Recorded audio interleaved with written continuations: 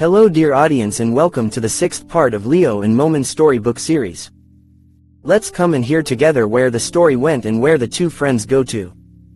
Momin, who was injured, is going to return to the story or not, so we better hear.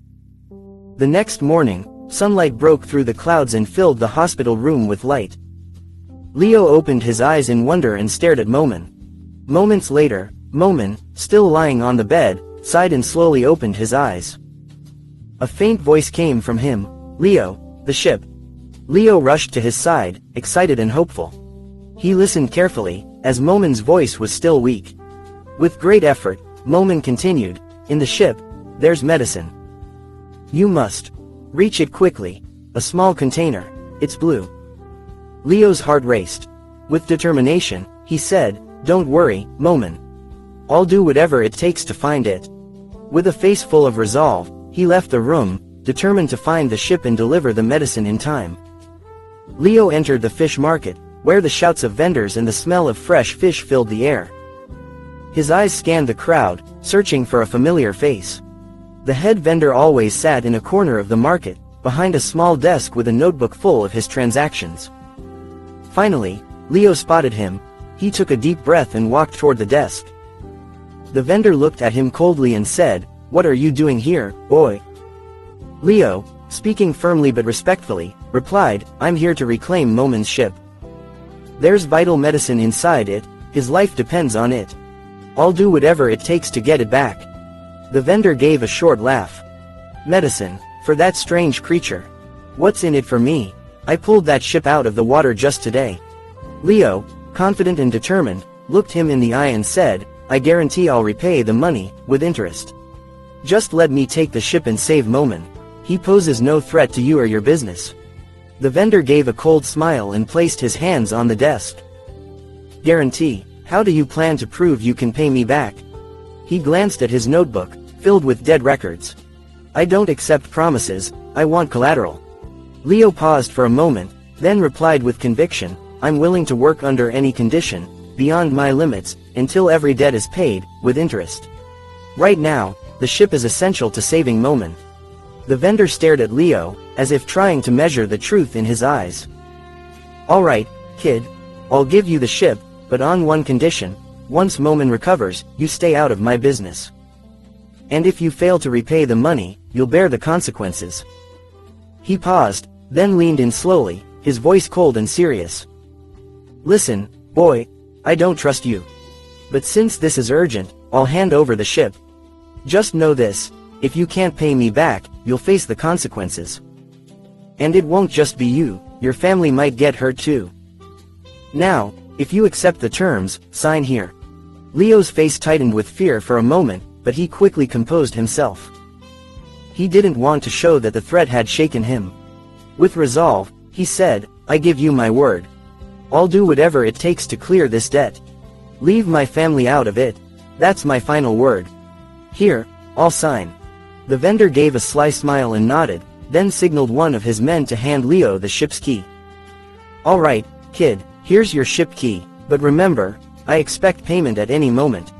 Leo rushed to the warehouse, unlocked the ship, retrieved the medicine, and hurried back to the hospital. He handed the vial to the nurse and let out a sigh of relief. But then, the sound of heavy footsteps echoed down the hospital hallway.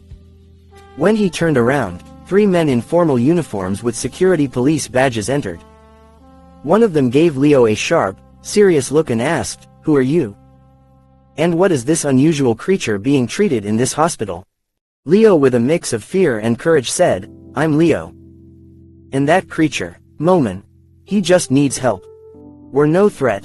I found his spaceship and brought his medicine so he could get better. He's my friend." One of the officers, with a sharper look, asked, "Spaceship?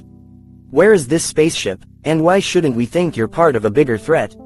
As the security officer finished his questions, he reached for the radio device on his belt and said, "This is a special code.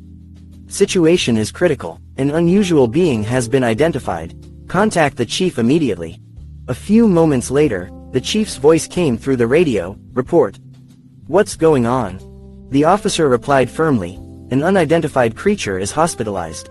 Its condition seems critical, and its spaceship has been located. We recommend sending in the special team to investigate and transfer the subject. The chief responded in a serious tone, deploy the special team immediately. Keep the situation under control until they arrive. This is too important to wait. At the same time, Leo, who had overheard the conversation, felt a wave of anxiety and worry rise inside him. He glanced quickly at Momin, still lying weak on the bed, and thought to himself, how can I protect him? He needs my help. After the nurse injected the medicine, a moment of silence filled the room. Leo watched Momin anxiously, as if time had stopped. Suddenly, Momin took a deep breath and his eyes slowly opened. His skin, which had looked pale and lifeless, began to change color rapidly, growing brighter, just like when he was at full health.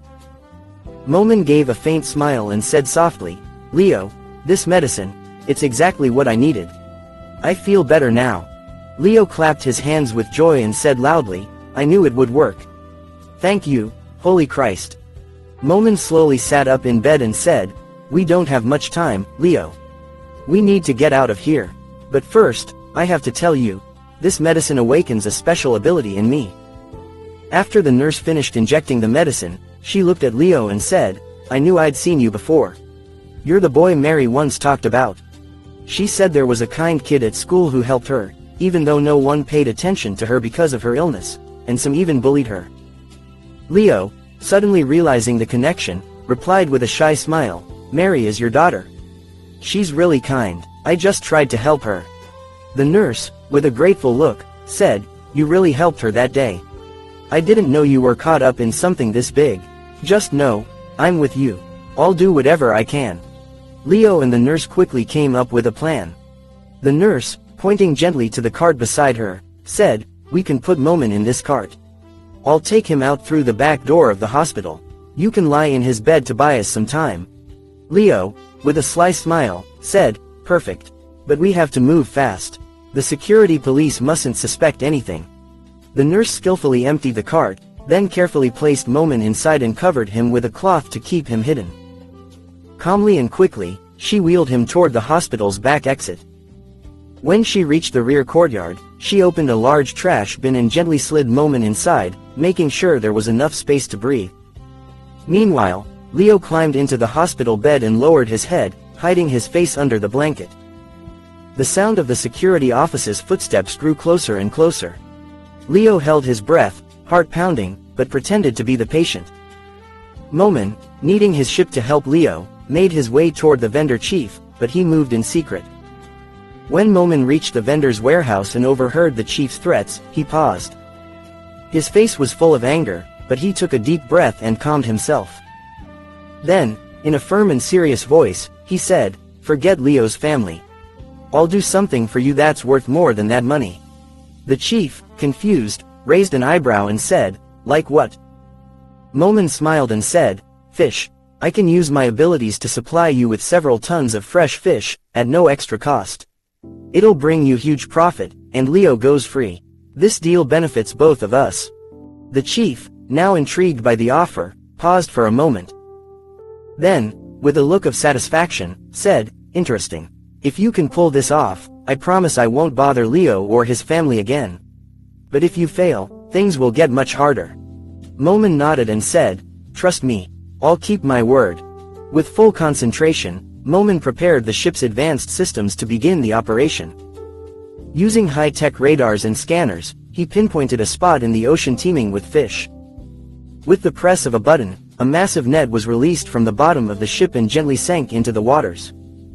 Soft lights from the ship illuminated the surface, attracting fish toward the net. The net carefully gathered them without harming other sea creatures. The gentle sound of waves in the shimmering net created a magical scene. After a few minutes, Momin slowly reeled the net back in. The display screen showed several tons of fresh fish inside the ship's cargo. With a confident smile, he said, this should be enough.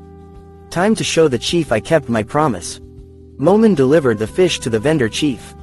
The chief, inspecting the catch with a satisfied grin, said, you kept your word. Our deal is complete. But just as Momin was leaving the area, a loud roar echoed from the sky. He paused and looked up. Fighter jets were approaching, and his ship's warning system began to beep. He quickly ran toward the ship as the roar of the jets grew louder. Inside the cockpit, Momin activated the flight systems. The ship's lights dimmed, and with a swift motion, it lifted off into the air.